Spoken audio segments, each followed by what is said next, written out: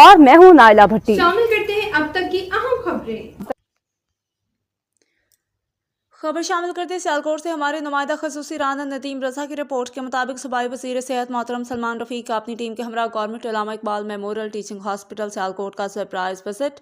सूबाई वज़ीर सेहत एक आम आदमी की तरह अकेले ही अल्लामा इकबाल मेमोरियल टीचिंग हॉस्पिटल की मुख्तलिफ वार्ड्स मेडिकल OPD को चेक करते रहे और मरीजों से पूछगछ की कि क्या आपको तमाम दवाइयाँ हॉस्पिटल से मिलती हैं, जिस पर कई मरीजों ने बताया कि हमें ज़्यादातर दवाइयाँ हॉस्पिटल से ही मिलती हैं। वज़ीर सेहत ने खुफिया तौर पर एमरजेंसी फार्मेसी विजिट किया, जहाँ पर तमाम मरीजों को मुकम्मल मेडिसिन अस्पताल इंतजामिया की जानिब से मुहैया की जा रही थी और इसी तरह तमाम वार्ड्स में भी मरीजों को मुकम्मल मेडिसिन हॉस्पिटल में इंतजामिया की तरफ से मुहैया की जा रही थी।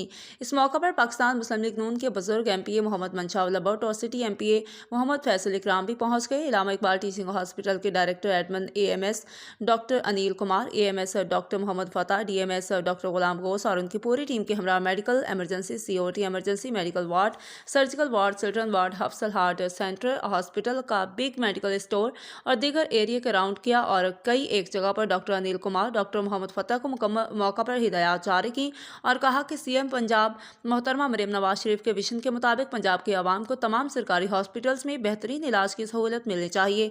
तमाम मेडिसिन हॉस्पिटल से फ्री दी जाएँ। तमाम प्रोफेसर डॉक्टर्स और दीगर सर्जन डॉक्टर्स गवर्नमेंट की जानिब से मुकर्रर किए जाने वाले टाइम की मुकम्मल पाबंदी करेंगे और अमला की हाजिरी 100% होनी चाहिए। इसी तरह पूरे सूबे में सरप्राइज विजिट किए जाएंगे और हॉस्पिटल अमला की जानिब से ड्यूटी में कोताही हरगिज़ बर्दाश्त नहीं की जाएगी।